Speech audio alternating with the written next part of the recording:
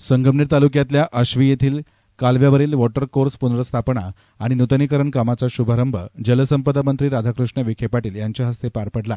गोदावरी मराठवाडा पाटबंधारे विकास महामंडळ प्रवरा उजव्या कालव्यावरील वॉटर कोर्स क्रमांक 1 ते 14, 29 आणि वितरिका क्रमांक 1 ची पुनर्स्थापना आणि नूतनीकरण या कामाचा शुभारंभ अण्णासाहेब भोसले पाटील यांच्या अध्यक्षतेखाली संपन्न झाला.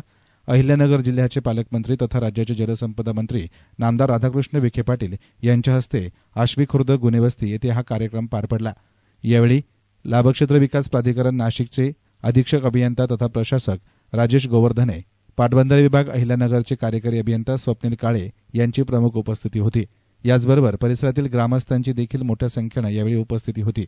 शिडगावसह शिवलापूर, पिंपरी लौकी, दाड खुर्द, गुहा, चिंचोली, पिंपळगाव, फुनगी या गावांना या योजनेचा फायदा होणार असून महत्त्वपूर्ण कामाचा शुभारंभ पालकमंत्री राधाकृष्ण विखे पाटील यांच्या हस्ते करण्यात आला आहे. एसएन मीडियासाठी प्रतिनिधी युनुस इनामदारसह गणेश रांधवणे, लोणी.